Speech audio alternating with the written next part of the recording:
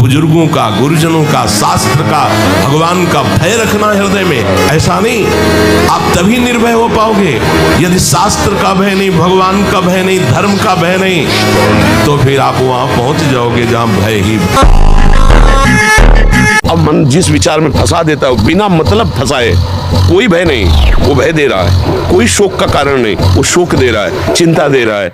किसी भी कार्य को करो, इतना संशय पैदा कर रहा है, पता नहीं काम सफल होगा कि नहीं सफल होगा, कहीं ऐसा तो नहीं हो जाएगा, कहीं ऐसा तो। और जब ब्रह्मचर्य, ऐसा कैसे हो सकता है?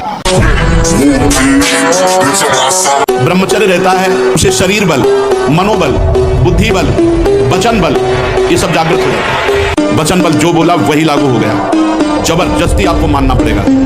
देह बल, रात दिन मेहनत करो फिर भी थकान नहीं। यंत्र का जमाना हो गया है। पहले खेती जोतते थे ना किसान, एक फार वाला होता था और पूरे खेत को उसी से जोतला है। बलवान होते, 2 लीटर मठा और 8 रोटी पाए, बैल की जैसी ताकत। अगर बैल को नाक पकड़ के रोक ले तो वही खड़ा हो जाए। तो आज अब ट्रैक्टर से जोती है, कोई मेहनत तो लगनी नहीं है। यहाँ ब्रह्मचारी मिलेंगे, यहाँ सती मिलेंगे, यहाँ प्राणपन से धर्म का पालन करने वाले मिलेंगे। अब हमारे जो नई पीढ़ी है, girlfriend, boyfriend, live in relation, ये हमारे कहीं किसी भी धर्म ग्रंथ में लिखा हो तो आप बता दीजिए। ब्रह्मचर्य ऐसे थोड़ी रह जाता है कि ऐसे खाओ पियो ब्रह्मचारी रह जाओगे, नहीं। 1 साल में आप बदल जाओगे, 1 साल में चेहरा बदल जाएगा, जीवन बदल जाएगा। नाम जप करो, आध्यात्मिक शक्ति बढ़ाओ, व्यायाम करो, शुद्ध भोजन करो, शारीरिक शक्ति बढ़ाओ, अभी आप बलवान बन जाओगे। बलवान कौन है? दूसरा गाली दे रहा, आप सह गए, उसे बलवान कहते। उसके थप्पड़ मार दिया, उसे बलवान नहीं कहते। उनके खा रहे हो, मछली खा रहे हो, नाना प्रकार के जीवों को कष्ट दे रहे हो। अब मनुष्य शरीर मिला है तो हिसाब किताब तो तुम्हारा होगा। अब पूर्व जन्म का हिसाब भोगना ही पड़ेगा। 10-10 साल मुकदमा चल जाते, केवल 10-10 साल, और इसके बाद सजा होती है। सजा से ज्यादा मुकदमा में वो भोग चुका है जेल बंद होकर के। आप यहीं के कानून को देखो तो बड़ा कानून है हमारे भगवान का। एक बड़े डॉक्टर थे, जिस हालत में किडनी पहुंच गई है, 5 वर्ष इसके बाद आपका शरीर पूरा हो जाएगा। इस बात के लगभग 18 वर्ष हो गए होंगे, और डॉक्टर ने कहा था 5 वर्ष में। पता नहीं वो डॉक्टर साहब है कि नहीं। रोना है तो केवल प्रभु के लिए रोना है, झुकना है तो केवल भगवत भाव में झुकना है। हमको कोई रौंद नहीं सकता, कोई झुका नहीं सकता, हम भगवान के अंश हैं।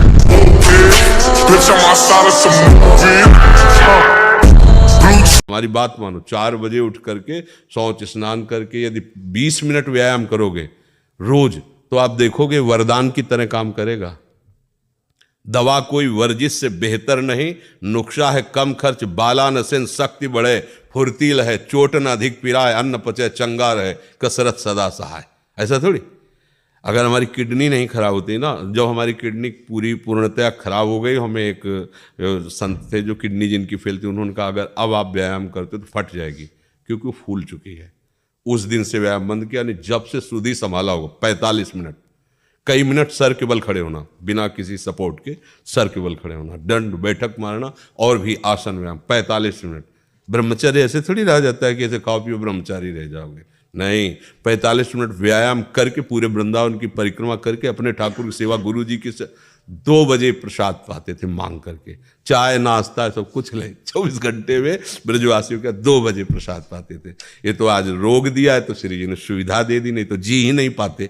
व्यायाम करना चाहिए, नाम जप करना। देखो अब देखो अपना जीवन देखना, 1 साल में आप बदल जाओगे, 1 साल में चेहरा बदल जाएगा, जीवन बदल जाएगा। नाम जप करो, आध्यात्मिक शक्ति बढ़ाओ, व्यायाम करो, शुद्ध भोजन करो, शारीरिक शक्ति बढ़ाओ, अभी आप बलवान बन जाओगे। बलवान कौन है? दूसरा गाली दे रहा, आप सह गए, उसे बलवान कहते। उसके थप्पड़ मार दिया, उसे बलवान नहीं कहते। आप में क्षमा है तो आप बलवान हैं। काम को आप जीत रहे हैं, आप बलवान हैं। लोभ को आप जीत रहे हैं, आप बलवान हैं। दूसरा कोई बीमार पड़ा है, आप उसको सेवा कर रहे हैं, कोई चाह नहीं, ये आप बलवान हैं। निर्बल आदमी नहीं कर सकता। आज हम सब निर्बल होते जाते हैं, क्या? अपने सुख के लिए बस। हमारा शरीर सुखी रहे, दूसरे को छुरी से काट दो, कोई मतलब की बात नहीं। ये सब निर्बल लोग हैं जिनको विकार परास्त करते हैं। आप बलवान बनो। 500 रुपया का नोट पड़ा हो तो आपके पैरों में फेविकोल चिपक जाएगा, आगे नहीं बढ़ सकते। 500 का नोट आपको हिला देगा, आप ऐसे हो गए बार बार, और फिर आसपास देख के धीरे से उठा लो। 500 रुपया आपको आगे नहीं बढ़ने देगा। अगर 10-20 नोट 500 के पड़े हो और आसपास कोई हो ना, और आपको फिर उनको क्रॉस करना हो, निकल जाना हो वहां से, फिर आपकी परीक्षा होगी कि आप कितने बहादुर हो, कि आप उनको रौंदते हुए निकल जाओ। उनका कोई महत्व ना हो, जैसे रद्दी कागज ऐसे तुम्हें, लेकिन ऐसा नहीं होगा। अगर एक कदम चलोगे, पीछे 500 का नोट है, आगे 2-4 नोट पड़े हैं, तो आसपास पहले दृष्टि जाएगी, कोई देख तो नहीं रहा है, फिर धीरे से उठा लेंगे। भले हम वो कहीं दान पेटी में डाल दें, लेकिन उठा जरूर लेंगे। क्यों उठा लिए? क्योंकि महत्व है, धन में महत्व है, भोगों में महत्व है। तो ये कहने की बात अलग है कि अरे भाई हमें स्वर्ग के सुख नहीं चाहिए, हमें मोक्ष नहीं चाहिए, हमें प्रेम चाहिए। हम तो ठुकरा देते हैं स्वर्ग के सुखों को, मोक्ष को ठुकरा देते हैं, और 500 का नोट ठुकरा के आगे नहीं बढ़ सकते हैं। अगर गुलाब जामुन और मिठाई की बात आ जाए तो मुंह में पानी आ जाएगा, और ठुकरा देते हैं मोक्ष, ब्रह्मानंद। ये सब कहने की बातें हैं। स्वर्ग के दिव्य दिव्य भोगों को ठुकरा सके ऐसा भगवत प्रेमी महात्मा ही केवल होता है। नहीं, एक अप्सरा उतर आती है तो बड़े बड़े ऋषि मुनि जो है ना भ्रष्ट हो जाते हैं, अपनी स्थिति से गिर जाते हैं। और मोक्ष सुख तो बहुत बड़ा सुख है, भगवान के प्रेमी जन उसे ठुकरा देते हैं। मोक्ष सुख को अगर कोई ठुकरा पाया तो भगवत प्रेमी महात्मा, जो अभी स्वर्ग के सुख जानते नहीं। अब जैसे पहले ऋषि मुनियों के पास जो है अप्सराएं आया करती थी, बोले अमुक ऋषि के पास, जैसे विश्वामित्र जी के पास बोले मेनका जी आई, उनके पास अमुक आई। अब नहीं आती है, जरूरत है नहीं। वो तो जो समस्त इंद्रियों पर विजय प्राप्त करके मृत्यु लोक के समस्त भोग प्रणाली को रौंद दिया और हेरा नहीं उनकी तरफ, तब दिव्य लोकों की अप्सराएं उनके सामने आती है। यहां दिव्य आने की जरूरत है नहीं। तो स्वर्ग के सुख तो तब उतरे ना जब मर्त्य लोक के सुखों का विजेता हो। जब मर्त्य लोक के सुखों में ही भ्रष्ट हो गया तो स्वर्ग के सुख की बात क्या।